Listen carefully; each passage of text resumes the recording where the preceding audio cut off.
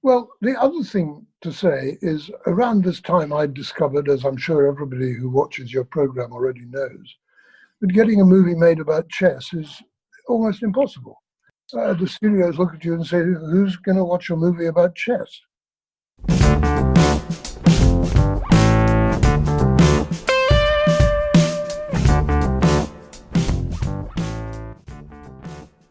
Welcome, listeners, to another edition of the podcast Let's Talk About Chess. I am your host Erik van Reem, and in this episode I have the pleasure to talk to one of the executive directors and creators of the Netflix hit series The Queen's Gambit.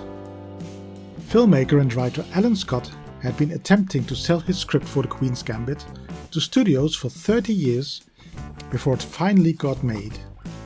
In this episode, Mr. Scott tells his story about this long journey.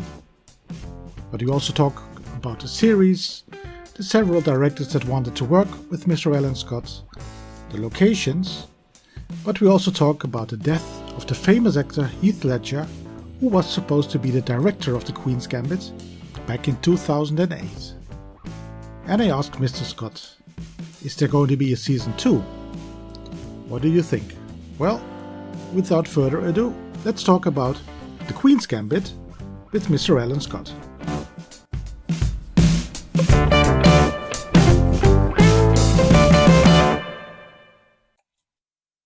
So, welcome to another edition of Let's Talk About Chess. In this episode, I have a special guest. He's one of the executive producers and creators of the very popular Netflix series The Queen's Gambit, one of the most popular series of the year, I'd say. The series is based on a book by Walter Tevis, which was published in 1983. Why did it take so long before a movie or a series was produced? Let's talk about this long journey with Mr. Allan Scott, filmmaker and writer. Welcome, Mr. Scott. Thank you very much. Thank you. It's good to see you. Where are you at the moment, sir? I'm in London, recovering from being in hospital with COVID, but I'm now better, but I'm just weak. Yes. So if I say something really stupid, blame the disease, not me. Thank you very much for your time. I hope you recovered good enough to do this interview with me. I was just wondering, the book came out, it was published in 1983. Yes. When did you read the book for the first time? I think I read it about 1985. It was in paperback by then. And the moment I read it, I knew it was a movie I wanted to make or a project I wanted to make. I can explain why later on when we get to discussing the actual series.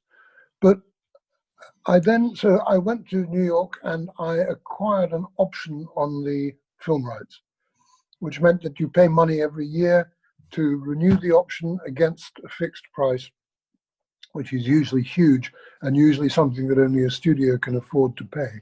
See, okay. I optioned the book and I took it to various people and tried to get it made and wrote a screenplay on my own. I just sat down and wrote the screenplay. It was curiously easy to adapt the book. It was almost written like a movie.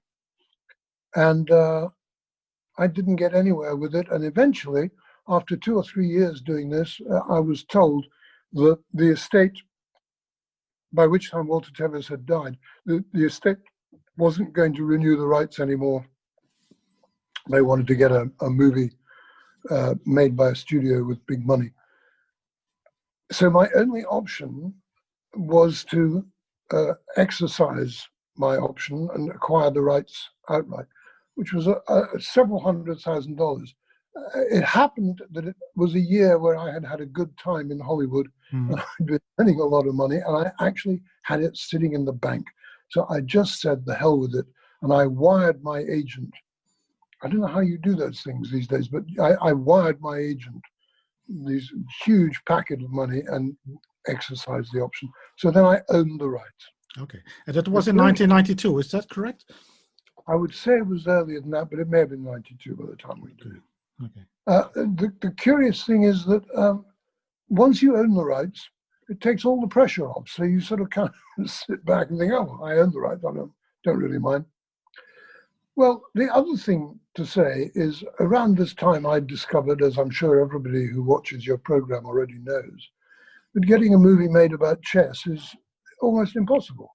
Yes. The studios look at you and say, who's going to watch a movie about chess? And it's a really hard one to argue. My only argument was that every time I went to the studio, it was with a director whom they wanted to work with, so an important director. I started with Bernardo Bertolucci. And indeed, Bernardo and I would have lunch every other week and sit and talk about the project. And I'd say to him, well, what do you want me to change in the script? No, you don't change nothing. It's a shooter. We shoot the movie. Well, I couldn't persuade a studio to shoot the movie. So that one fell by the wayside. And then we had another director, Michael Apted, a very wonderful British director living in Hollywood. And then there were others. I mean, I must have worked on the script with at least 8, 9 different directors, including my friend and mentor, Nicholas Roeg, with whom I'd made 5 movies, including Don't Look Now and Castaway and various others. And I just couldn't get the damn thing going. Was it because of the directors? Did the directors say, well, why should I make a movie about chess? Or is it too difficult? No, or is the book too difficult, perhaps? Or did they have some second thoughts? The directors were like me. They all looked at the book, or the script in this case. Now Yes. there was a script, which can be read a lot more quickly. And they all saw why it would make a wonderful movie. The main reason I think that it works as a Netflix thing in 7 half-hour episodes, in 7 one-hour episodes, is it's like a Victorian melodrama. Mm-hmm. I mean, how can you vest in somebody more than a child aged 6 whose mother is killed in a road accident, who's taken to an orphanage where she knows nobody, she's never lived with other people. We learn through the story that her mother was perhaps a little mad or a little dangerous. I mean, you immediately vest in this child.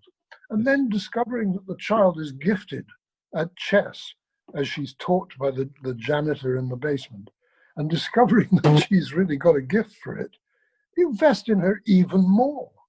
And in fact, the whole story is about vesting in this child who becomes addicted to fairly mild tranquilizer drugs, who becomes addicted to alcohol later in the story. Mm-hmm. I mean, people who are addicted, they're so vulnerable. I mean, they may be a pain in the neck to live with or to know, but at the end of the day, I've never met an alcoholic that I didn't actually like when they were sober. There's something very sweet about whatever the deficiency is that leads to these addictions. And Beth, our heroine, had all those addictions. Yes, yes. So I think that it's easy to see the path of a story of a girl who needs help, who helps herself, and we follow her through her story. I think that's an easy one to do. Mm-hmm. You know, I don't want to give anything away particularly, but there's a scene in the movie when the father who adopted her says, "I want you out of the house." Yes. I mean, you and I sit there and think, what is this poor child going? Well, she's 16, 18 by that time. What is she supposed to do? How can somebody help her? Anyway, that's why I think it's such a good movie story. Yes, absolutely. And yeah, it's interesting you say that you work with about 8 or 9 possible producers and including 2 Germans, by the way. 2 German, okay. I worked with Tom. Now I'm embarrassing myself. I can't remember his name. I worked with Mark Forster, who I think either he just made or was about to make the James Bond movie. I'm not sure which of the 2.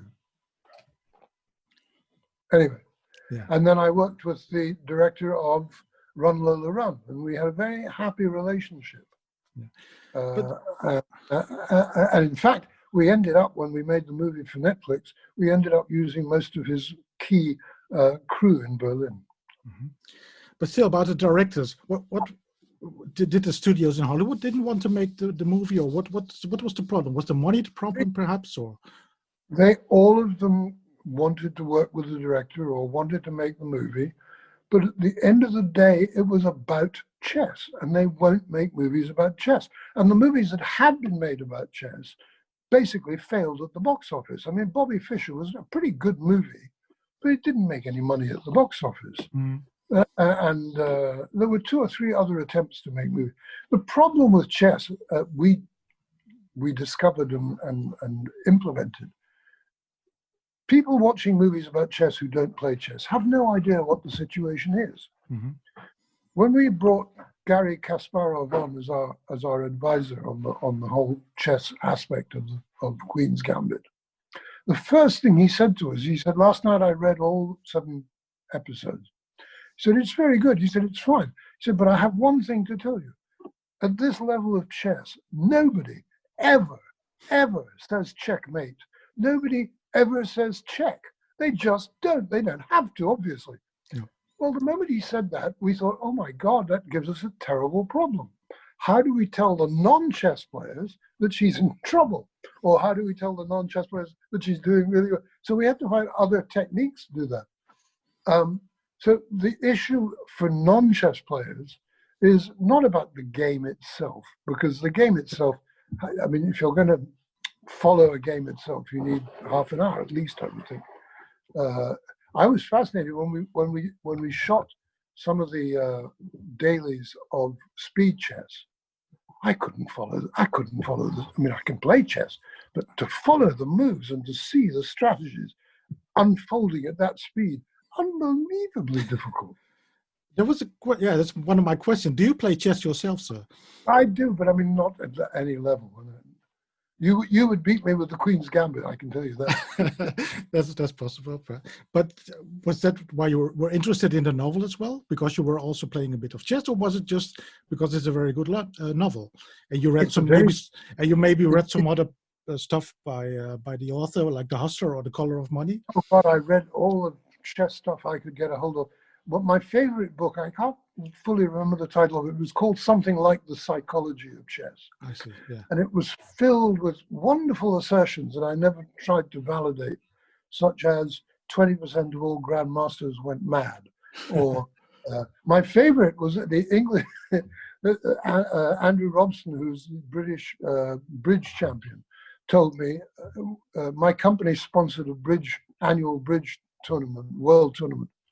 And I got to know him and Omar Sharif and other bridge players. And Andrew told me, that a large majority of grandmasters who got to a level where they knew they couldn't go beyond, and they were he said they switched to bridge and very happily spent the rest of their lives playing bridge at a high level. I can imagine that, because it's a lot less painful a game to play. Yeah, you also have to play with somebody else, of course. Yeah, because the loneliness of a chess player.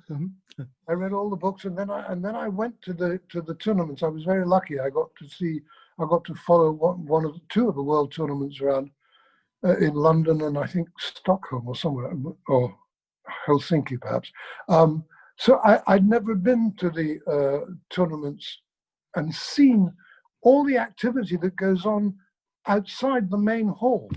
All the rooms filled with chess fanatics with their chessboards, following the main game, discussing and shouting at each other what the smart move is. I mean, it became really interesting in itself, and we tried to put those into Queen's Gambit as much as possible.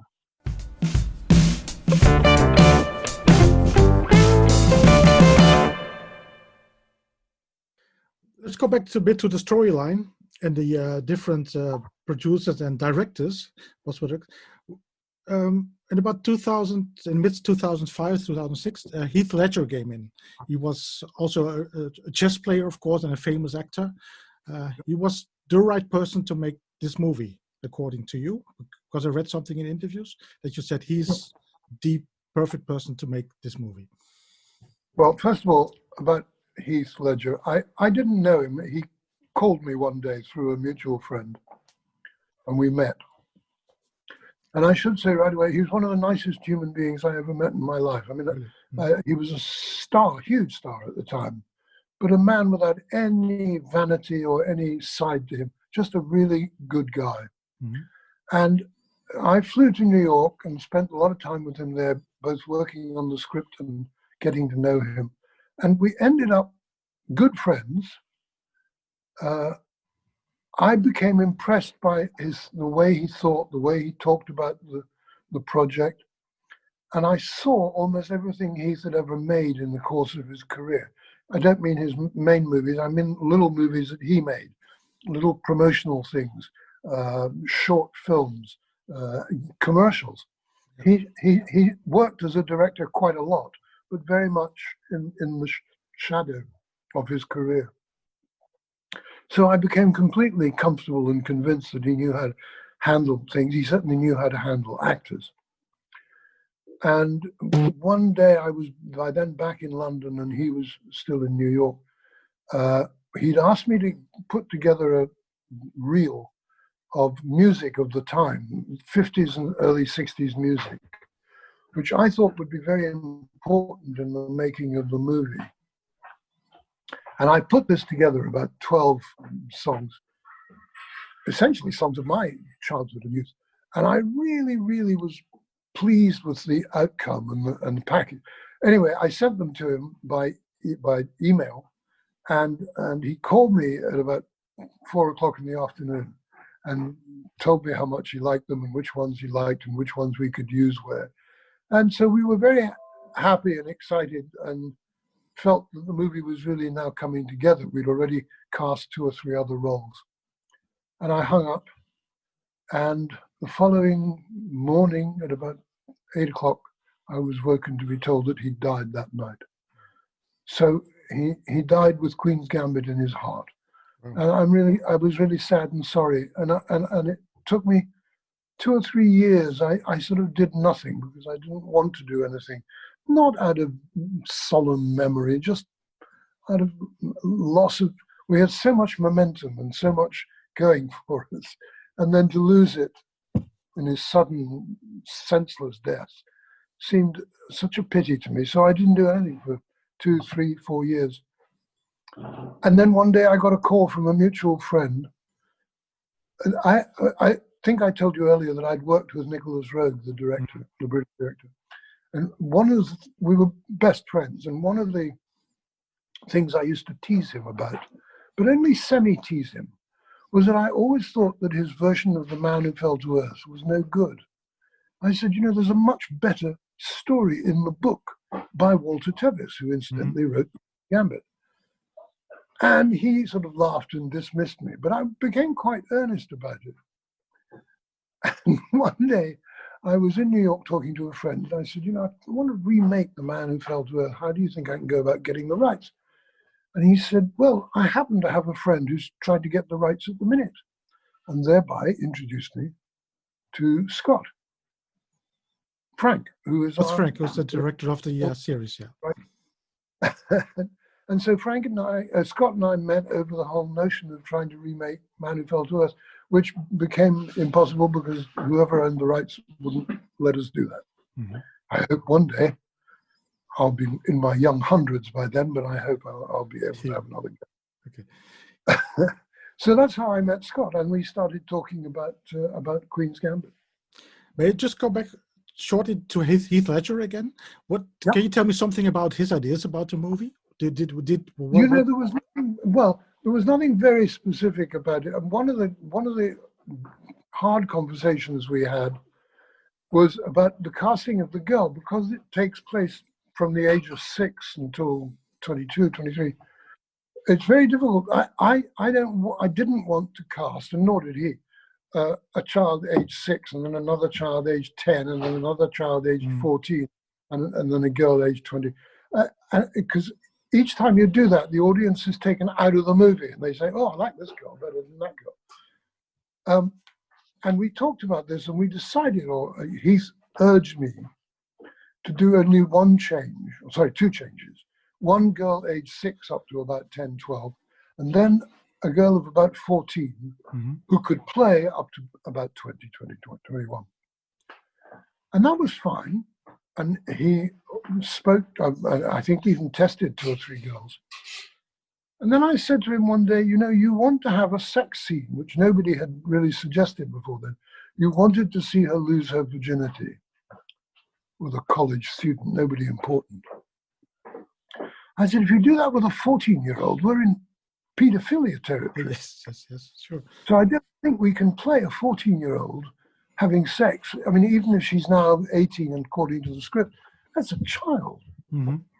And so after much discussion, we agreed we probably would have to have another change of girl, which, by the way, is what we did in the series of the Queen's Gambit. Yeah. We have 3 girls playing Beth. 3 girls? Yeah. Yeah. One is a child aged about 5 or 6. Yes. One is a child in the orphanage up to the time she gets adopted. And and it's fine. It works fine. I mean, I think they did a brilliant job with the hairstyle and other things. Absolutely. But I mean, it worked very well. But that was the main topic of conversation between Heath and I. It sounds rather crude, but it actually wasn't. It was a genuine attempt to make the film acceptable.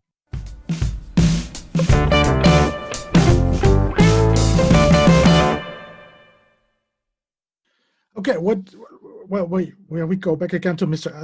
Allan Frank. No, not Allan Frank. I mix up those Scotts, the Mr. Scott Frank. Was it the idea of Netflix then to make a series or a movie? What was the original idea?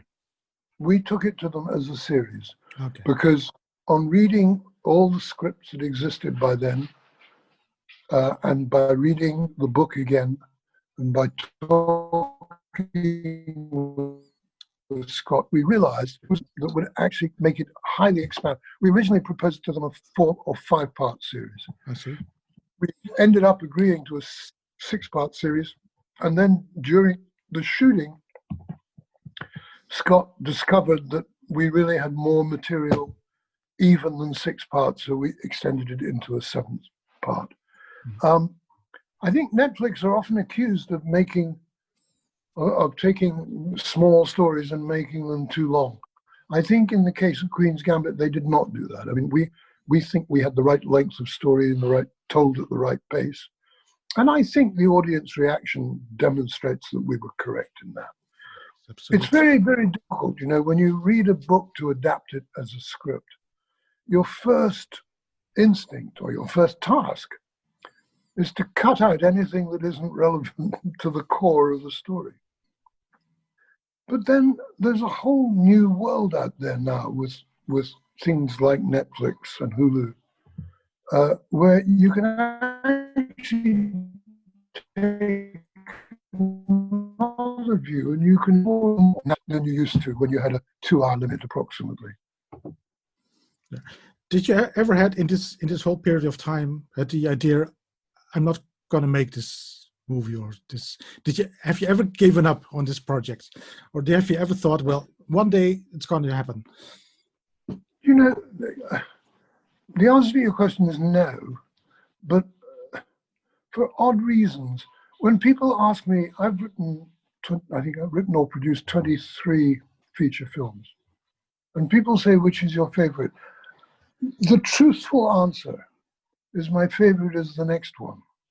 Because if I didn't believe that the next one was going to be even better than anything I'd ever written before, I couldn't write it. And I think to some extent the same is true with a project like Queen's Gambit that takes a long, long, long time to get made. It's not that you don't walk away from it. You never lose your belief that it is a really good story. You don't. Why would you lose that? It is a good story. Yes, absolutely. And so you keep that. That people don't want to make it. You think, well, that will pass, or it'll change, or I'll end up getting Scarlett Johansson to agree next week to shoot the lead in that for £50 a week. You end up hopeful. Mm-hmm. Hope is actually the central driving force of the entire movie industry. Also for chess players, I think, always hoping for the next move, perhaps. Well, chess players are somewhat more realistic. Well, not always, but yes. Not always. Okay. Well, when you already had a script and you already started very early on with making a script, but did you have to change a lot because it was originally planned to be a movie, and now you had to make a series, 6 or 7 hours. We sat down together in New York and said, okay, now we have to take all these scripts and this novel and we have to turn them into 6 episodes. And we were going to take turns, me doing one, him doing one. In the event, he ended up driving it. And so I was involved in the rewriting and the, making notes and comments and helping and occasionally a scene. But I'd written the script so many times for so many people. I was really happier working alongside Scott than running in front of him, because he knew what he wanted to do. And I'm glad, because I think that's exactly how it came out. Mm-hmm. And the director is the one who makes all the choices at the end of the day. And given that he was directing it, there was no point in me writing a scene in which somebody gets a slap in the face and Scott saying, I don't like that slap in the face, can we find a way? And then me, it was much simpler for him to say, we won't do the slap in the face. Oh, well. And when did Mr. Kasparov came in and Bruce Pandolfini, did you think about when you were writing the script that you thought, well, we need some more chess experts in it? We wanted to make the film so that real chess players couldn't sit there and scorn what we were doing. Mm. So what we were determined was that every time the board was set up, it was a real set of positions. There were real moves, most of them out of history books. And Bruce, whom I'd met in New York a couple of times before, was wonderful at doing that. We had a couple of other German chess players on the show as well. And all of them helped to give the reality of the chess tournament and stop anybody from saying check or checkmate. And they were just wonderful. Garry kind of did the overview, talked to Scott for a day, talked to me for half a day, and flew out. Very good. Bruce was the one who did the actual detail moves. Okay. And were you on location when it was filmed? Yes, most of the time. Yeah. Did you have to adjust a lot during the time? No, I mean, what's extraordinary is that if you didn't know where the film was shot, you would assume that we went to Soviet Russia in 1960, and you'd assume we went to Mexico, and you'd assume we went to Las Vegas. We did the whole thing in Berlin, with a few countryside shots made in North America. But it really, Berlin was extraordinary, and the art department was extraordinary. I mean, finding us locations, I have to say the easiest part for them was the 1960s, early 1960s Berlin, Russia. That was fairly simple, because that had more or less been built by the Russians and the Germans in the 1960s. Yeah. But finding Mexico and finding Vegas was a terrific achievement. And it's all there and very brilliantly realized by the art department. Yeah. Is it because of, like with turning back in time, going back in time, that it is so popular for a lot of people?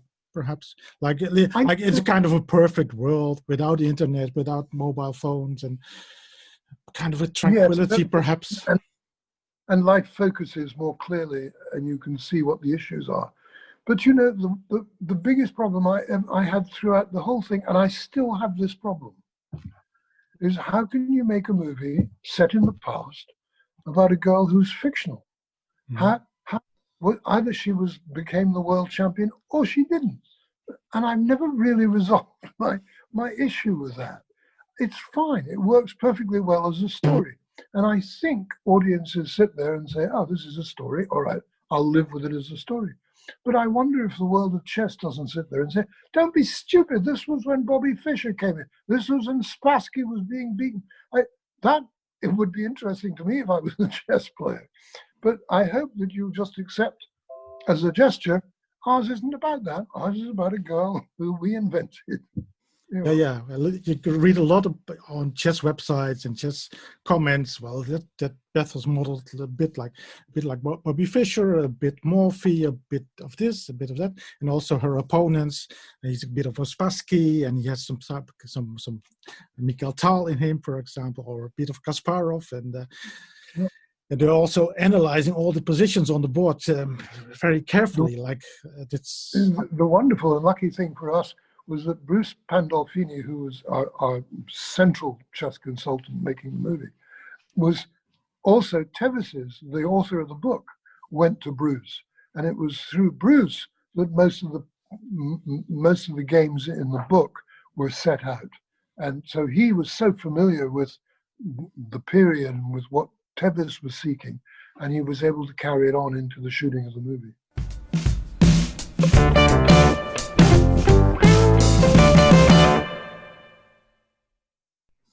Yeah, I think it's striking that it is so popular in more than 25 countries, from Saudi Arabia to Russia to USA. It's kind of a general theme. I don't know. It's a global theme, perhaps. Do you think it's because nobody really... Chess is obviously a well-known recreation, but it only affects 1%, 2% of the population. But actually, if you add that up across the world, that's quite a lot of people. Yes.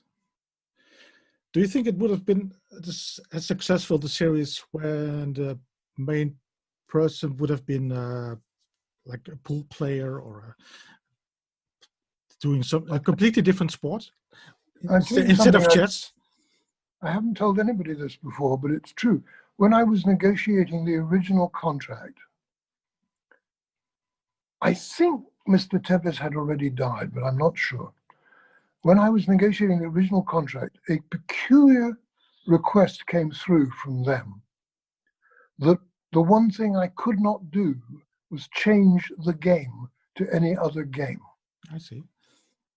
And it didn't take me 2 seconds to think, I agree with that. Why would I ever want to?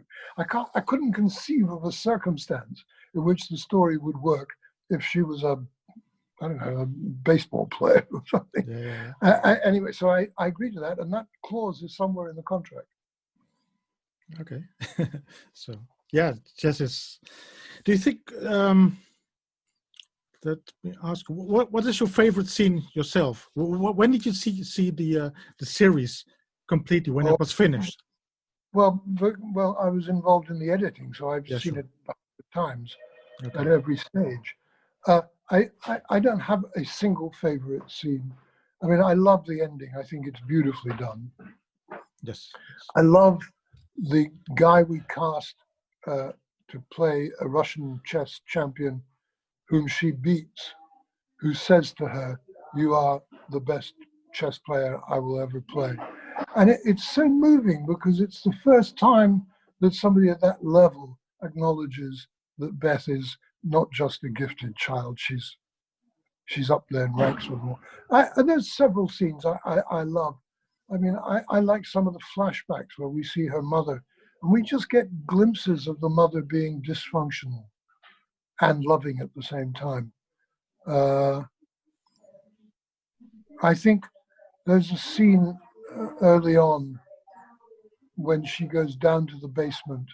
Oh, I know. And he has said to her in the last thing, he said, "I don't play strangers." And we go somewhere else, and then she comes back and she walks up to him in the basement and she says, "I'm not a stranger, I live here." I love that moment because it's a child taking a moment to realize what is a stranger. Anyway. Yeah, beautiful. A lot of people ask, of course, is there going to be a second season? I haven't been asked, and honestly, it's too complicated an issue. What would we do? Would we do it before she gets involved in the story? Do we do it after she's involved in the story? Do we do a whole other story?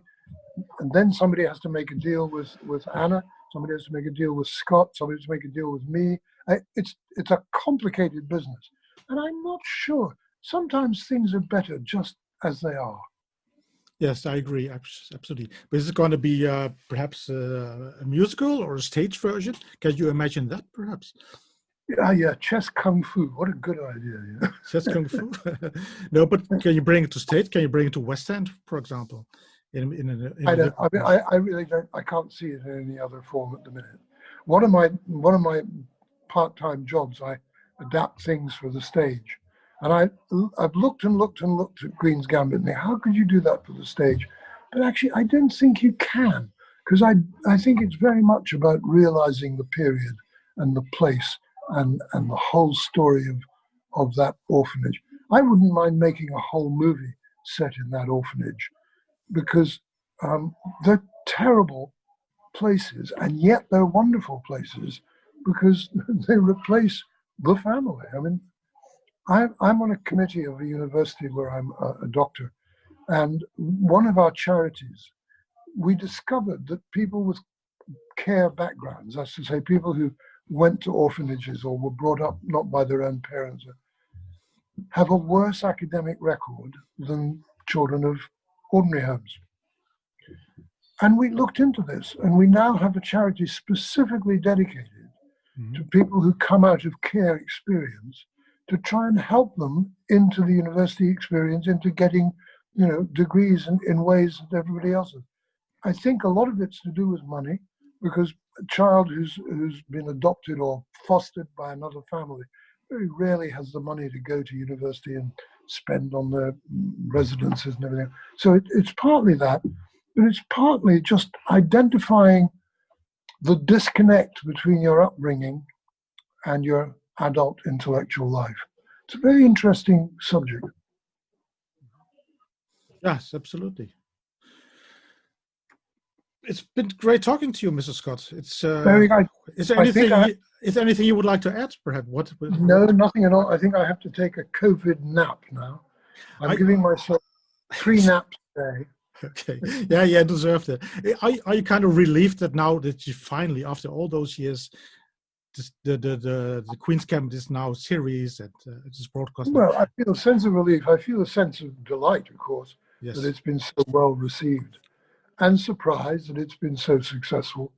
But I still love it. I still love the project, and if it sends anybody back to reading the book, I earnestly commend them to follow that course. It's a beautiful book. It's a beautiful book. Yes, I've read it. It's beautiful. Absolutely. Again, Mr. Scott, thank you very much for your time.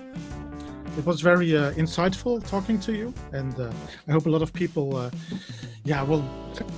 the few chess players that haven't seen the series are going to see it now and going to read the book, perhaps.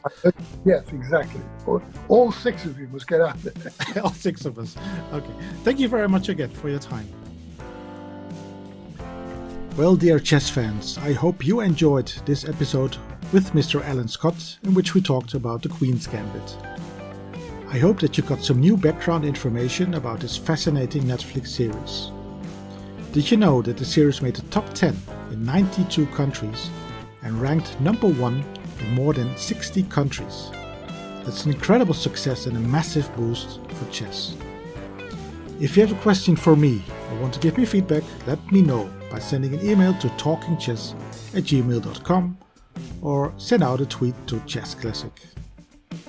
I am your host Erik van Reem, and I hope that you will be back for the next episode, in which I will talk about chess with another interesting personality from the world of chess. Bye bye, stay safe, stay healthy, and thank you for listening.